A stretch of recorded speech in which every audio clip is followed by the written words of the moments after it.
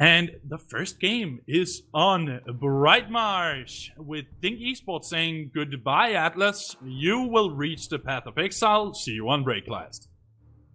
I love this, Woofie, because as we were talking about, like, I brought it up, and TJ did so more, that this is a benchmark match. This is like Dink showing up saying, can we match Orphic Gaming? And, like, Brightmarsh has often just become the benchmark map. It's come up there with, like, Brightmarsh, Jag Falls, and Frog Isle. Those are the benchmark maps. That's where you start testing the waters and see, how well do these people play? Pretty standard bans here coming out overall, though. We have Atlas, Makoa, Genos so far. Just really...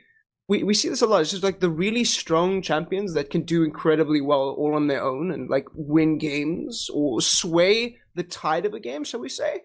They're the ones that generally get banned. A surprise ban coming out here in the form of the Ashe. Whoopi, what do you got to say about that? You know, Ashe is, in my opinion, relatively avoided. Like, people don't really see her potential, but on Brightmarsh, Orphic knows that the assert dominance is way too strong to really effectively counter. So they got rid of that to make sure that they won't have any girls in their backlines that can push people around and bully them. But if we're looking at the picks right after the Khan got picked by Dink Esports, and now over on Orphic, they got through with the Barrack first pick together with a Willow. That is the stable Brightmarsh pick right there. You're going to see dead zones. You're going to see everything rot in front of you. So, yeah. Now, definitely something that we're curious to see here is will Dink Esports pick the Leon? Because they kind of instantly took up that Khan. You know, when you have a Khan available, he is an incredibly strong frontliner. He's incredibly powerful in terms of his push potential. So that just being something that Orphic Gaming was comfortable to give away is kind of a big thing for them, where they were like, really, I think it's really a good idea for Orphic, knowing the enemy here, to just say, cool, we'll give you the Khan, and there it is, there's the Leon. Once again, on Brightmarsh, we see a Barrack and Willow into Leon. Oh, Woofie, they will never learn. Well, in a way, you do have to think about it for a second, because Leon might be really strong and she might have a lot of utility when it comes to killing blast targets, but they did pick up Fernando right here, and I do believe that now that they have these two very strong frontliners here available, they can protect the Willow from the Leon's barrage of evil. And they also follow up with a Maldamba to be able to get some intense burst healing while they're capturing point or contesting. So the Leon might have been picked, but in my opinion, I don't feel that that is what they should be scared of. Oh my goodness. But they should be scared of a Drogo. GGJay is going to be incredibly happy about this. Drogo's picked for one of the first few times that I've seen him picked on this map in this tournament. Oh my goodness, you gotta love to see it. Just seeing that the Dragon's Fury being beholden. And what are you gonna do? Obviously, you're gonna need him. There's two incredibly powerful shield tanks there. You're gonna need some Wrecker. You're gonna need a lot of damage. Obviously, Inara coming out there. I'm not really too happy with this pick on Dink's side, because they did pick an Inara straight into a Willow, and I don't think that's really good. Of course, in the mid-air battles, Willow does have some semblance of advantage against the Drogos. Her projectiles do travel faster. And the Maeve coming out here, which is interesting to me, because Maeve does like to be a very, so we say, execute first champion. She deletes targets. She's very nimble around that, and Brightmarsh is a map that she's frequently picked on because she's really good on it. I don't know how well this is going to match up against the Drogos, though. I'm fairly certain it will do well against the Leon, though. Ladies and gentlemen, back with us, myself and Tom Like a Fox in game, bringing you all the action from week number 3. Welcome to this first semi-final matchup, Dink Esports versus Orphic Gaming. Gonna have a little look down at the rosters. Dink on blue side, we have Ubalele with the Storm of Bullets Khan, Milad playing the Cherish Furia, Danny TPG with the Combustible Drogos, Ryflu with the Eminence Leon, and Soul with that Mother's Grace Inara. And over on the Orphic Gaming side, we have Andromius on the Tinker and Barrack, Chubby Plum playing the Spirits Chosen at Maldamba, Dutch Knight on the formidable Fernando, Maeve playing Maeve with the Cat Burglar talent, and Neptune the Blue on the Blastflower Willow. Yeah, you're never going to get tired of saying Maeve playing Maeve. It is the typical hyper carry that we like to see from Orphic Gaming. We know what Maeve is capable of doing. Bit of an argy-bargy right now on the point. No team really starting to hard commit. Barrett going very aggressive, trying to get down the card. He's going to eat a slow. Khan going very low. Fernando trying to back up as well, but it looks like Orphic Gaming will maybe have to pull away from this. The healing from Furia really coming out. No first blood yet already, but I have a feeling this game is literally one pick away from just absolutely going mental. Maeve gets that first blood. Yeah, Soul goes down there, the Inara falls, and Andromeus here is setting himself up nicely on the point with the that healing coming through from the turrets there as he's just trying to control that zone, and he's now pushing further out, trying to keep Dink Esports just away from the point, and then eliminating Uber on the point as well. Inara's come back in. Soul is trying to establish some presence here on the point. Yeah, Dink really starting to get some kills back on the board as Willow and Maldumba both falling, so no support. Soul doing his best to stay alive here. Will get the heal. Midnight already activated as well.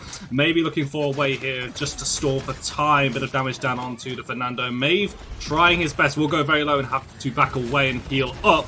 But right now, 99% was in favor of Orphic Gaming as they are pushed back from the point. The Dragon's Fury will look for a target, not going to find anyone this time, but at the moment it's Dink Esports with complete control. Dread Serpent down, is trying to find a way, trying to get a pick. Dutch Knight, very aggressive on his Fernando, looking for a pick. He's got the Immortal if he wants to use it, will activate it, cancels out in Leon's Enlightenment. The walls go up. This is a very tense first point right now. 99% to 96% as both teams. The Dome Shield comes down. Inara going very low. Dink have to back away. They're just going to throw themselves on the point. Kills coming through. Double kill on Barrick. Means this is more than likely an Orphic Gaming point. Absolutely. Andromeus just putting down an awful lot of point pressure there. Taking the kill out there on Danny TVG on the Drogos. Neptune the Blue finishing off Milad on the Furia. And now Andromeus is pushing hard as Orphic Gaming get this payload rolling. And I found it interesting as well. So Maeve and Neptune are both getting the kills in that initial point fight, but that Inara was just so difficult to shift. Soul bought so much time for his team in order to get back into it. That made that point fight a lot closer than arguably it would have if they'd gone for something different than Inara. Absolutely. Smart use of the walls there, showing why Inara is such a strong pick on this map, especially. You just keeping the entirety of Orphic Gaming. Did Ubalele overpower the Maeve for a Dragon's Fury? quite possibly. Okay, like I appreciate the creativity, but okay, the Maeve is down just for a couple of seconds, but we'll be back up right now. 1 minute 23 left on this clock. Dutch Knight still going aggressive on the Fernando pick. Another Dread Serpent going into the mini houses. They're going to look for Ubalele, who has to back away. The Midnight doing so much work. Danny TPJ on that Drogos already fallen, and Maeve just getting another kill to his name. And this is, well, the namesake, in my opinion. Yeah, we've seen this before with Maeve playing the Maeve, especially on Bright Marsh. We've seen some pretty insane plays, huge amount of pressure, but Maeve will go down at this point. Umalele here is just really putting a lot of pressure and just effective use of the shielding there, but he will fall to Andromeus at this point. Yeah, the shield may be strong from the Khan, but Fernando's shield is more of a staple, and that was what we saw the buffs come through. Let's see what's going to happen though. Milad has already gone down, so does Ryflu, as Andromeus getting another pick on that Barrick 14 streak. Chubby Plum picking up Soul. It's only the Khan left. Orphic Gaming, complete control over on Brightmarsh. They will push successfully and take us to that first 2-0. Yeah, very, very strong performance there. And it's delightful to see Chubby Plum in the background. Just the constant healing from a Maldamba is just absolutely wonderful to see. It really does give a team confidence to know that they have that support behind them and they can push. And we've seen very aggressive tank plays here because of the confidence that they have from their support player there. So it's really good team synergy that we're seeing from Orphic Gaming right now. Yeah, absolutely. And going from my own experience playing in the Paladins competitive scene when I have been on front line, just when you know you have that support who's got your back, you could just go for the more risky plays. You can take those 75, 20, and you can take those 50-50s, and you just have a little bit more confidence that you're going to come out on top. However, Dink Esports' combat mechanic is available to them, and Inara is notoriously difficult to shift. Both teams meeting up here. There's going to be a Dragon's Fury used early on, trying to get this early pick as Orphic back away straight into an Immortal, and the Drogos will pay with his life, but it's not for naught. There is a trade onto Neptune the Blue. Dutch Knight gets the kill onto Leon, melting through that DPS. Khan caught our position. It's only 2 left as Orphic Gaming. These guys starting to run riot now. Inara will crumble, and Maeve as well getting that killing blow. Orphic just in control.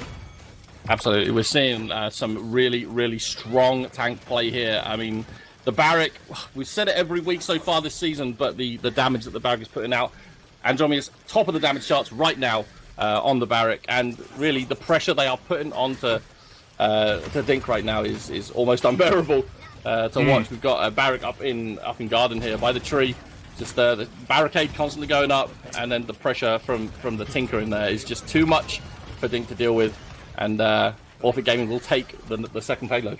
Yeah, and this is just Andromeus in a nutshell. We've been casting this guy, well, myself, in Season 2 and Season 1. This is someone, I gave him the MVP of the front lines in Season 2 because, yeah, he was pumping up some fantastic frontline numbers with the objective time and shielding and such like that. But this guy was in the top 5 damage for the entirety of Season 2 as a frontline.